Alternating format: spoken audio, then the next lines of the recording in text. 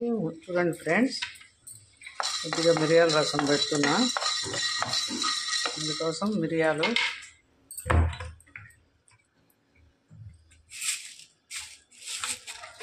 కొంచెం ఫ్రై అవ్వగానే కొద్దిగా మెంతులు, మంచి ఫ్లేవర్ వస్తుంది ఫ్రెండ్స్ రసానికి. మరి ఎక్కువ అక్కర్లా, జస్ట్ కొంచెమే, అంటే కొంచెం అయితేనే. జీలకర్ర, ఇది కొంచెం ఎక్కువగానే వేసుకోవాలి. జీలకర్ర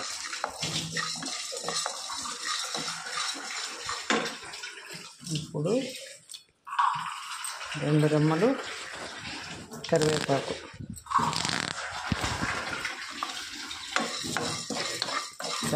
కూడా క్రిస్పీగా రావాలి.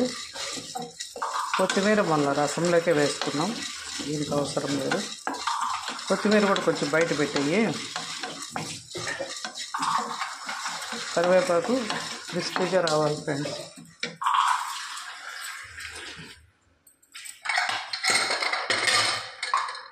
ఇక్కడ ఏదో ఒకటి ఇది లూజ్ కానీ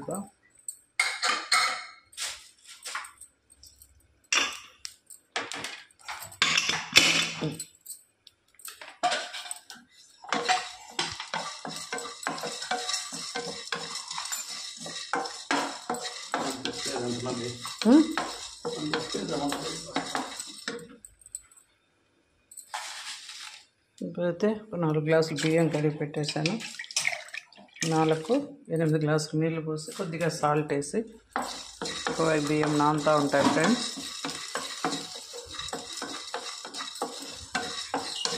కరివేపాకు కొద్దిగా క్రిస్పీగా కావాలి. ఇవన్నీ చల్లారాక దీనికి కొంచెం ఎర్రగడ్డ తరిగి, వెల్లుల్లి, ఆనియన్ కలిపి రోట్లో దంచుకొని, చింతపండు పిసికి నానబెట్టారు చూడండి. కొద్దిగా పెద్ద నిమ్మకాయ ఇంత నానబెట్టా, పిసికి దీన్ని జ్యూస్ తీసుకోవాలి. చూడండి క్రిస్పీగా తయారైపోయినాయి. ఇంకా వేడికి ఉన్న కరివేపాకు కూడా అయిపోతుంది. చల్లారనిద్దాం ఫ్రెండ్స్.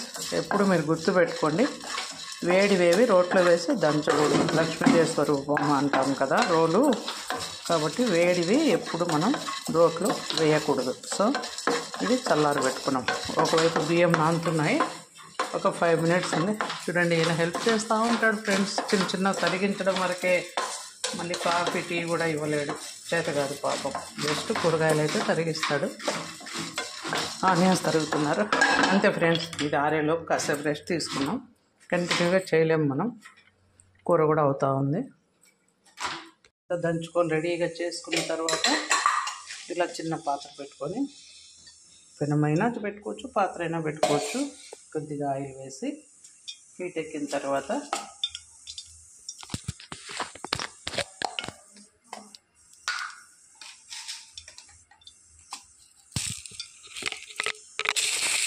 గింజలు, జీలకర్ర దంచాం కాబట్టి కొద్దిగానే, కొంచెం పసుపు కలర్ కోసం. అండ్ పిల్లలు కూడా యాంటీబయాటిక్ మంచిది కదా ఫ్రెండ్స్.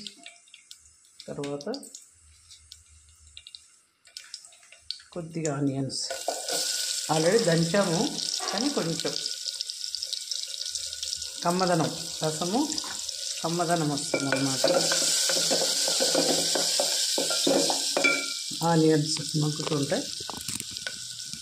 ఇప్పుడు మన చెట్లో కోసుకొచ్చారు కదా ఈయన, కొంచెం కూరలో వేసా, కొంచెము వేయించి పొడి కొట్టా, కొద్దిగా మాస్క్ అన్నమాట. చూడండి, పెద్ద ఇంగ్రీడియంట్స్ ఏం అవసరం లేదు దీనికి ఫ్రెండ్స్. రసం పొడి కూడా వద్దు. అంటే బాగా వేగాక ఇప్పుడు మనం ఏదైతే దంచి పెట్టుకున్నామో ఆ మిశ్రమం అంతా వేసేద్దాం. వేగిపోయిన తర్వాత మనం తీసి పెట్టుకున్న నిమ్మరసం అయితే ఇంట్లో వేసేసిన.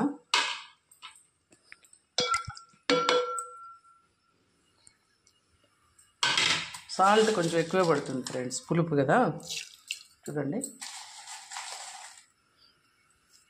సాల్ట్, కారం,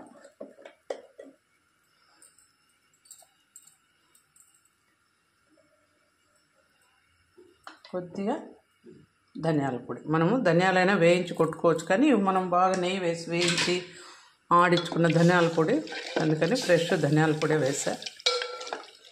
అంతే. ఇప్పుడు కొద్దిగా కొత్తిమీర వేసేద్దాం. కొత్తిమీర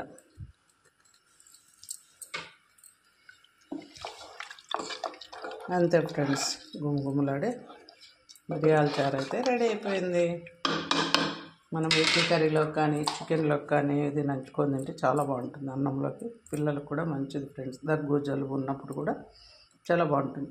అన్నీ మిరియాలు, వెల్లుల్లి, జీలకర్ర అన్నీ వేసాం కదా,